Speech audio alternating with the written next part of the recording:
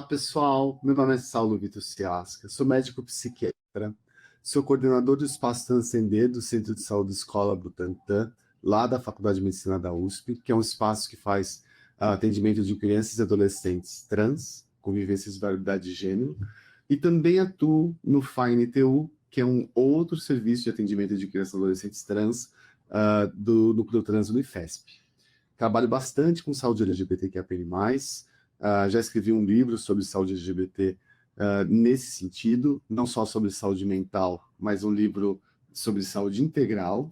Mas hoje eu vou falar sobre saúde mental LGBTQIA+. Então, esse é o livro que eu citei, né, que eu comentei. É um livro que foi escrito por 140 pessoas. Eu indico, a gente vai usar bastante ele como referência, né, nessa aula.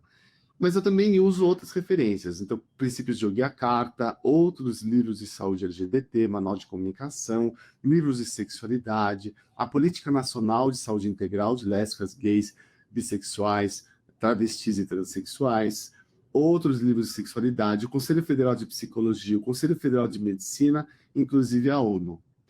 Por que eu trago esse slide? Porque esse tema, não só de saúde mental LGBT, né, que é a PN+, mas quaisquer questões de saúde LGBTQIA+, são vistas, entendidas, né, por muita gente como questões que podem ser ideológicas, que não são científicas, que carecem de evidências. Então, a gente precisa não só falar sobre, mas também falar sobre o tanto de evidências que a gente tem já nesse tema para falar sobre isso. Então, o que eu estou trazendo aqui nessa aula não é ideologia, não é o que eu penso na minha cabeça, a gente tem muita evidência por trás disso. Eu queria trazer um começo de uma discussão que é: o nosso pensamento é limitado por aquilo que a gente já acredita. E a gente já acredita em um monte de coisas em relação a gênero, em relação à sexualidade. Eu estou colocando aqui nosso pensamento, mas a nossa cosmovisão, a nossa cosmopercepção, como a gente percebe e apercebe o mundo que está ao nosso redor, é limitado por aquilo que a gente já acredita. E a gente acredita no quê? A gente acredita que as pessoas vêm de um pênis que entra dentro de uma vagina, ejacula, esse espermatozoide se junta com o óvulo, e aí a gente tem lá a formação de um zigoto que vai nidar no útero, 9 meses depois, a pessoa nasce. Mas, Saulo, não é assim que as pessoas existem? Sim, mas se a gente acredita só nisso, a gente vai perguntar, por exemplo, para uma pessoa que está grávida, uma mulher que está grávida, e a gente vai questionar quem que é o pai, né? Porque a gente vai imaginar que um pênis entrou dentro dessa vagina, ejaculou e nananã. Mas pode ser que ela seja uma mulher cis lésbica e que fez uma fertilização in vitro. Ou seja, por conta de algo que a gente acredita, a gente nem consegue a possibilidade de outras existências ou de outras possibilidades aí de reprodução. Outro exemplo, né? A gente acredita que existem dois sexos biológicos, pessoas que nascem com pênis, pessoas que nascem com vagina, portanto, quem tem pênis é homem, quem tem vagina é mulher, e aí a gente procura no ultrassom esse pênis, aí procurou no ultrassom, não encontrou, o ultrassonografista foi lá, é uma menina. E aí designa um gênero. Está dizendo para essa pessoa, olha, é uma menina, né? E aí, a partir daí, a gente começa a imaginar quem essa menina vai ser, como que essa menina vai se portar, como ela vai se relacionar com as pessoas, como é que vai ser o quarto dela, como que vão ser as roupas dela, como que a gente vai apresentar essa menina para o mundo, né? A gente vai fazer o chá revelação, né? Para falar para todo mundo que é uma menina.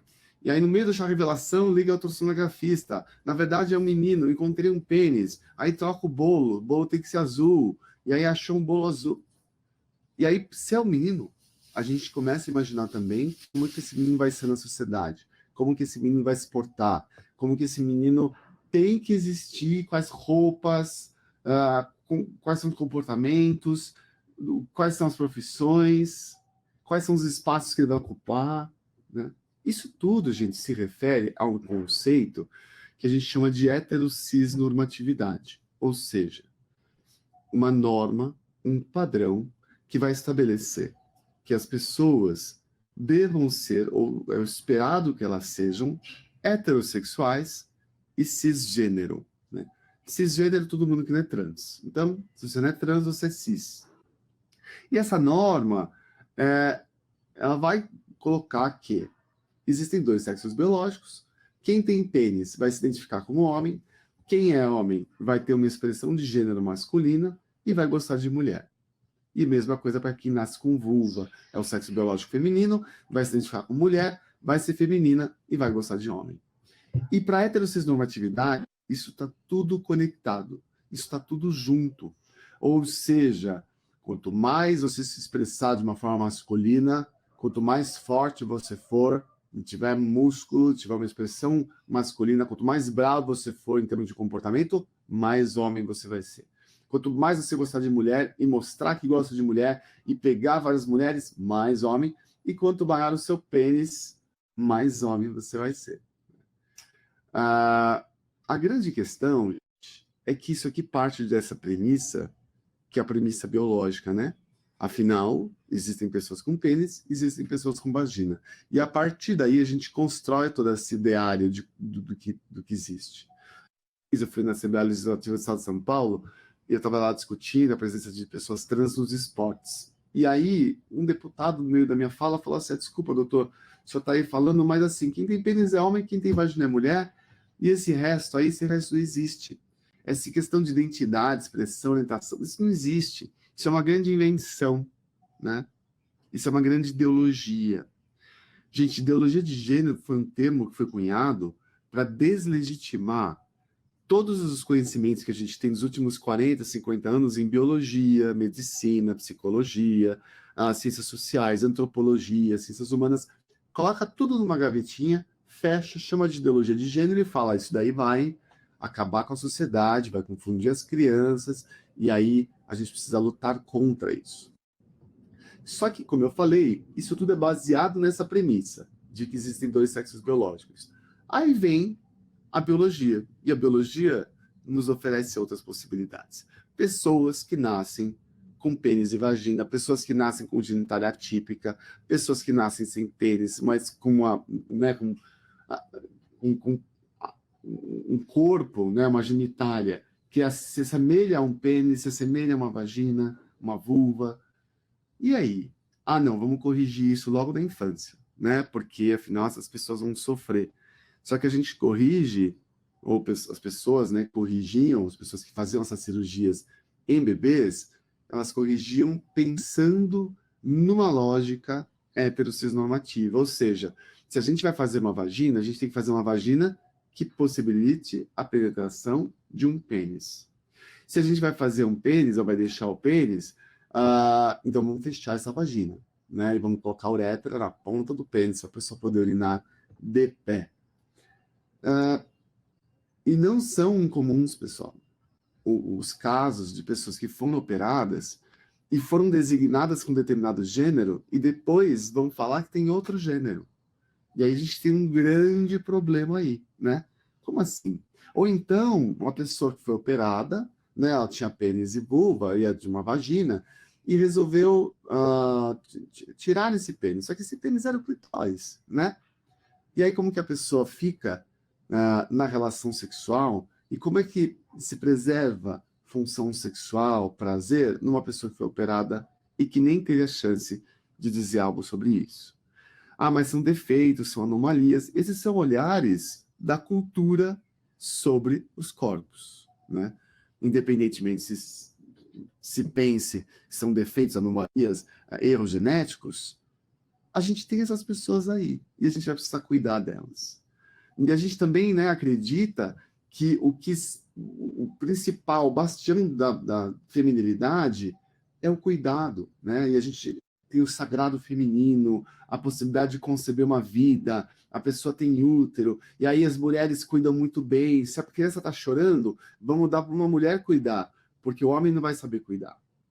E aí, por conta desse ideal sagrado feminino, a gente vai ficar assustado e não vai saber lidar com pessoas que se identificam como homens, né? E são homens trans e que engravidam. Ou homens trans que vão amamentar. Essa foto é um convite, gente, para vocês olharem para que lente vocês estão vendo o mundo Qual a lente que vocês usam para enxergar o outro? Você está olhando aqui, nossa, mas que estranho, né? Muito estranho. O que o Freud diria? Como que essa criança vai fazer o Édipo, né? Ou vocês estão vendo que existe um olho no olho, existe um cuidado, existe, né, um aleitamento, existe nutrição. Então, no final das contas, quando a gente pensa em diversidade, a gente tem 3 sexos globais. Pessoas que nascem com pênis, cisgênero, que estão no testículo, pessoas que nascem com vulva, xixi, ovários, e pessoas intersexo. Todas as pessoas que nascem com pênis vão ser designadas como meninos, assim que nascem ou durante o ultrassom. Se ela se identifica como menino, ela é um menino cis, um homem cis. Se ela não se identificar como menino, pode ser uma mulher trans, pode ser uma travesti ou uma pessoa não binária. Se a pessoa nasce com vulva, ela vai ser designada como menina. Se ela se identificar como menina, é uma mulher cis. Se não, pode ser um homem trans ou uma pessoa não binária. E a pessoa intersexo, né, que nasce com uma genitália atípica, vai ser designada de alguma forma, porque a nossa sociedade cobra uma designação, e se ela for designada como menino e se identificar como menino, é um menino cis. Mas se ela não se identificar como menino, pode ser uma mulher trans ou uma pessoa não binária. Então, pessoas intersexo também podem ser trans se elas não se identificarem com o gênero que for designado ao nascimento. Independentemente disso, a gente tem expressões de gênero que podem ser masculinas, femininas ou não binárias, né? Uma expressão que você lê, você olha e fala, tá, eu não sei se é masculino ou feminino, ou tem componentes masculinos e femininos ao mesmo tempo. E independentemente de tudo isso, a orientação afetivo-sexual, ou seja, a forma como a pessoa vai sentir atração por outras pessoas, pode ser homo, hétero, bi, pan ou assexual. E aí a gente tem pessoas que gostam, né, de sentir atração pelo mesmo gênero, outro gênero, mais de um gênero, independentemente do gênero, ou sentem menor atração, não sentem atração por pessoas de quaisquer gêneros. Tá? E aqui, gente, para finalizar essa primeira parte, eu vou trazer que homossexualidade e transexualidade não são doença ou transtorno mental. Né? A gente já retirou de todos os casos de doença, de transtorno mental, desde 92 a homossexualidade, desde 2018 transexualidade, porque se entende transtorno mental como uma fossilização do ser, um constrangimento das possibilidades existenciais, e a homossexualidade e transexualidade não configuram quaisquer constrangimentos das possibilidades existenciais das pessoas. Elas vivem as suas vidas, elas podem ser felizes ou podem ser tristes, independentemente da homossexualidade ou transexualidade. Né? Pensando em transtorno mental como uma condição que estereotipa, que aprisiona a pessoa a um jeito específico de ser, né? A gente não vai ver pessoas homossexuais ou transexuais com um jeito específico de ser. A gente tem uma grande diversidade aí dentro das pessoas homossexuais, dentro das pessoas trans. Não existe, né, nas pessoas trans, as pessoas acham que não, mas a pessoa trans sempre sofre com o seu corpo. Isso não é verdade. Existem pessoas trans que não vão sofrer, que não vão ter sofrimento em relação aos seus corpos, né? Existem outras pessoas trans que terão sofrimento, mas a gente entende que o sofrimento de pessoas homossexuais e assexuais vem de sociedades, aí sim, né, uma patologia social, e que estão fazendo essas pessoas adoecerem. E a gente vai falar um pouco mais sobre isso no próximo vídeo.